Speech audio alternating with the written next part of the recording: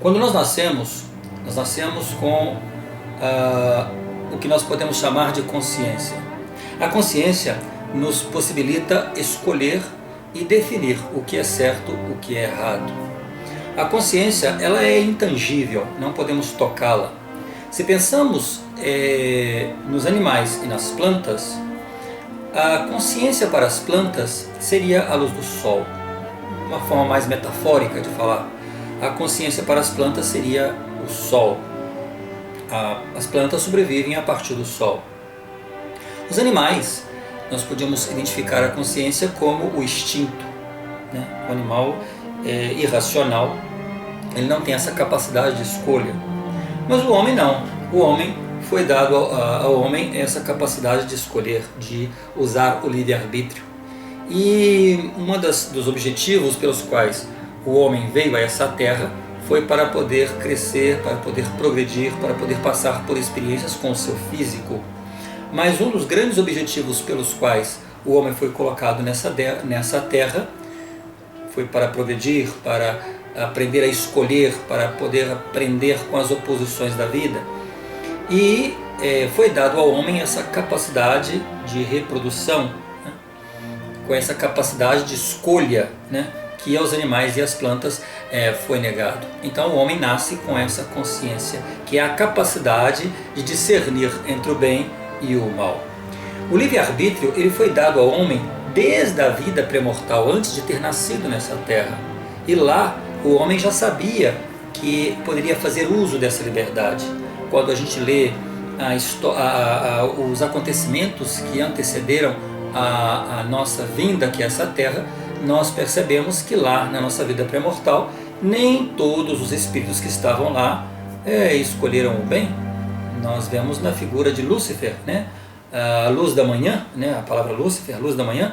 Lúcifer foi um espírito que, usando do seu livre-arbítrio, escolheu, fez as suas escolhas lá na vida pré-mortal, e por isso ele não teve essa possibilidade de nascer aqui nessa terra. Bom, nascendo aqui nessa terra, nós então seríamos provados, né? Com a capacidade de escolha, nós seríamos provados, e a partir dessa capacidade de escolha, nós poderíamos escolher fazer as coisas boas ou as coisas más. Muitos optam por fazer coisas más, enquanto que outros optam por fazer coisas boas. Às vezes, muitas pessoas escolhem fazer coisas más, talvez por uma fraqueza, talvez por desconhecimento, e em seguida ela pode voltar atrás, ela pode se arrepender e pode retomar a sua vida. Por isso foram criadas as leis, exatamente por essa capacidade que o homem tem de escolher entre fazer uma coisa e fazer outra. Com essa capacidade de escolha, se nós não tivéssemos leis, haveria uma desordem geral, ou seja, a transgressão das leis nos leva a certas penalidades. Então, por isso as leis foram criadas, né? A primeira união que existiu na Terra foi a união de Adão e Eva. Quando o Deus cria o primeiro homem e a primeira mulher, na verdade, Deus não fez a criação do homem e da mulher com uma varinha de condão, como muitos, às vezes, intelectuais às vezes afirmam, né? Deus não pegou uma varinha de condão e saiu por aí como mágico criando pessoas, né?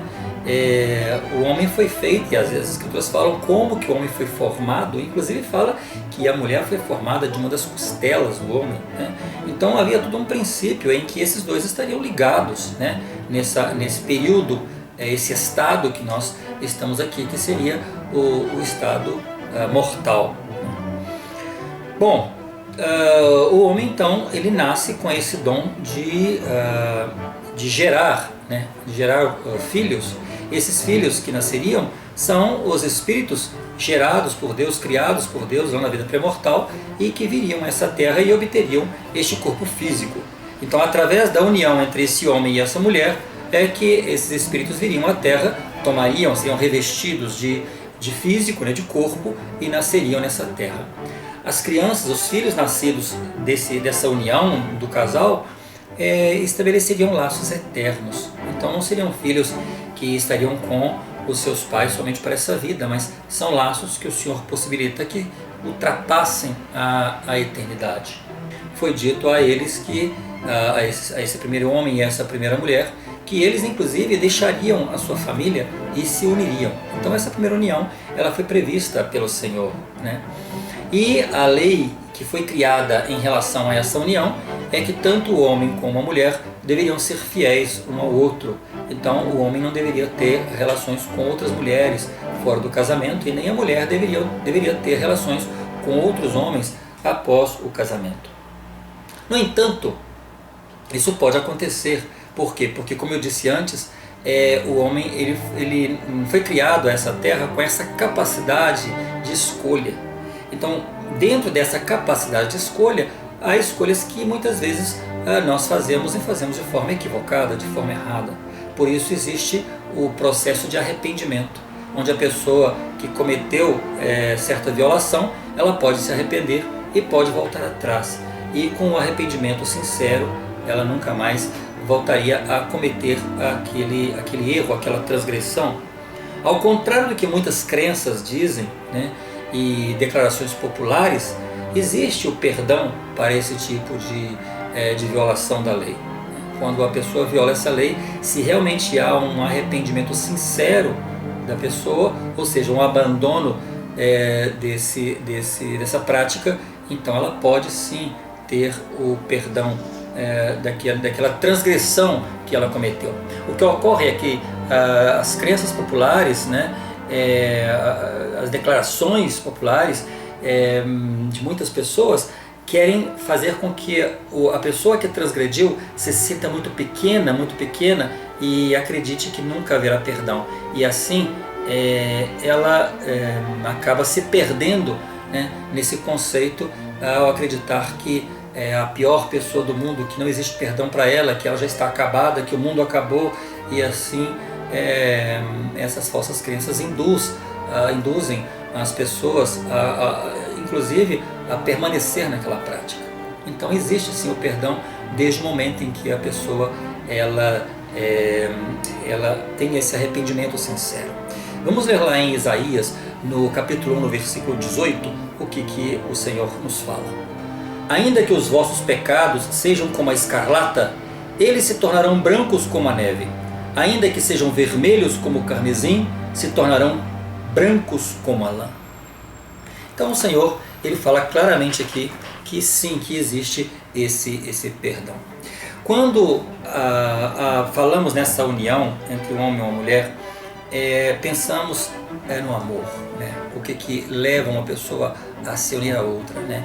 Este amor. Quando o Senhor nos criou, Ele nos criou com essa capacidade de sentirmos atraídos por outra pessoa. Essa atração física, ela não define o amor entre duas pessoas. No entanto, muitas pessoas, elas têm como sustentação da sua relação a atração física. E se toda a sustentação dessa relação ela se basear somente no sexo, somente na atração física, então ela é muito frágil, porque uma relação entre duas pessoas não se baseia somente na atração física, né? O amor, ele é muito mais que isso. O amor é compreensão, o amor é abnegação, o amor é renúncia, o amor é cuidado, o amor é respeito, o amor é tolerância, o amor é dedicação, o amor é ajuda, o amor é apoio, o amor é ouvir, o amor é deixar falar, o amor é relacionar-se. Então o amor é muito mais profundo que isso. O sexo é um prazer, mas a vida ela não foi feita, ela não é feita, não é sustentada somente nessa relação física, somente no sexo. O objetivo primordial dessa relação entre um homem e uma mulher, quando Deus os instituiu, é exatamente o meio pelo qual os seus filhos viriam a essa terra. O que a gente sente com uma pessoa quando somos levados a estar com ela, sentimos o prazer, claro, sentimos a vontade, o desejo de estar com ela, mas essa relação ela não se baseia somente nisso, né? Porque seria um telhado muito frágil, né, que não sustentaria uma relação. A A relação é muito mais profunda que isso. O propósito da união entre um homem e uma mulher possibilitaria a reprodução de toda a espécie humana. Assim, ambos, homem e mulher, estariam fazendo parte de um sistema de vida celestial. Por isso, o Senhor instituiu essa união entre o homem e a mulher. Os encontros sexuais fora do casamento, eles nos fazem sentir como objetos, os quais se pode explorar, se pode consumir, se pode provar, se pode permutar, e quando você não quer mais, você então rejeita e joga fora. Muitas crenças populares, muitos intelectuais inclusive, definem a luxúria como se ela representasse o amor. No entanto, essas práticas fora do casamento, elas podem induzir a pessoa a delitos e inclusive a situações muito graves.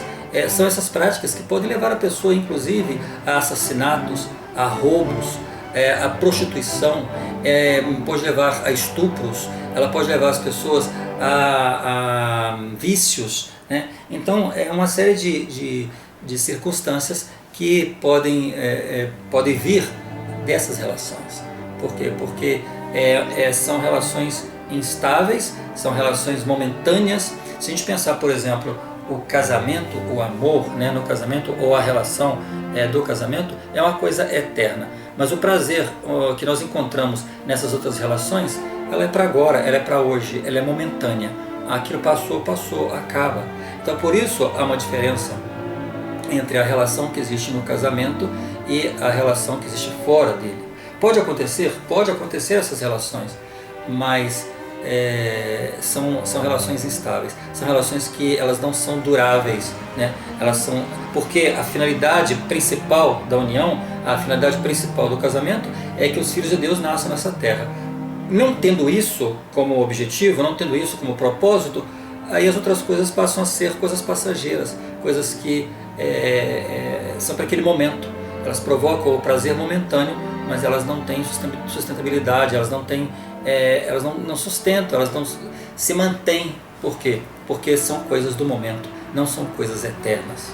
Como o homem tem essa liberdade de escolha, ele pode fazer o bem ou o mal, ele pode escolher o que ele vai fazer, então o Senhor, ele provê, ele permite que hajam essas oposições na nossa vida para que nós possamos fazer boas escolhas, né? Nós podemos escolher uma coisa errada, mas o importante é que quando nós sabemos que escolhemos a coisa errada, que nós tenhamos a capacidade de voltar atrás, de arrepender daquele erro que nós fizemos. Muitas coisas existem no nosso dia a dia para nos desviar desse foco, para nos desviar desse mandamento. Por exemplo, a pornografia é o que mais enche as nossas vidas hoje em todos os lugares, na televisão, na internet, nos livros, nas revistas. E a pornografia, desde muito pequeno, as crianças, né, adolescentes, mantêm contato com esse tipo de literatura. É possivelmente o que mais nos faz egoístas diante das situações, porque primeiro eu busco o meu prazer. Qual é o prazer que eu vou ter com isso, né? E isso nos induz a práticas que muitas vezes vão nos levar ao nosso distanciamento da preocupação ou do sentimento que nós poderíamos desenvolver por outra pessoa. Então é importante evitar de todos os meios, de todas as formas, qualquer tipo de pornografia que nos apresente, né? E isso faz parte da oposição que existe no nosso dia a dia. Muitas vezes as pessoas, até sem saber, elas começam indo, né, por essa linha de pensamento, ou às vezes de contato, de relacionamento, e quando ela percebe, ela já está dentro daquilo. O importante é que ela perceba, ao perceber isso, que ela então decida abandonar aquilo. E aí vem o arrependimento, né? Se o arrependimento for sincero, então ela tem o perdão daquilo, né? Isso o Senhor disse, isso está nas Escrituras, né? Então, em síntese, o que o mandamento não adulterarás, o que ele mostra é isso, é que nós busquemos a fidelidade com aquela pessoa com a qual nós estamos convivendo. E isso era o objetivo quando o Senhor revela a Moisés os 10 mandamentos, e especificamente este com o mandamento de não adulterarás, que nós sejamos fiéis à pessoa com a qual nós estejamos convivendo. Perfeita, acho que a pessoa que busca a laranja metade, né, que busca a pessoa certa, isso para mim é poesia, porque na verdade não existe a pessoa perfeita, ninguém é perfeito. Nem eu sou perfeito, nem a outra pessoa é perfeita. Mas ambos se complementam, né? Dentro da imperfeição de cada um. Quando eu aceito a outra pessoa como ela é e ela me aceita como eu sou. Aí, nessa relação é que vai desenvolver então o que nós chamamos de estabilidade conjugal, né? Quando eu começo a entender a fraqueza do outro, começo a entender as deficiências do outro e começo a aceitar o outro como ele é. Quando a relação ela se baseia somente no sexo, né, na atração física, o primeiro problema que surge já é a separação, porque a pessoa não suporta, ela não tem abnegação, ela não tem paciência, ela não tem tolerância, então ela já desiste da relação. Por isso os índices de separações e divórcios acontecem muito cedo e com mais frequência a cada dia no nosso país e no mundo, porque falta essa busca, esse desejo de aceitar a pessoa, de entender a pessoa e de pensar que a construção com a outra pessoa vai muito mais além do que uma relação sexual, do que uma relação física com ela. Quando nós esquecemos dessa relação do casamento, aí nós passamos a pensar mais em nós mesmos e aí passamos a ser egoístas. E esse sentimento egoísta, ele provoca em nós uma insensibilidade das coisas que estão acontecendo ao nosso redor. Então por isso existe essa lei que o Senhor determinou a Moisés, né? Para que os casais pudessem se manter e para que pudessem preparar o meio pelo qual os seus filhos pudessem nascer nessa terra.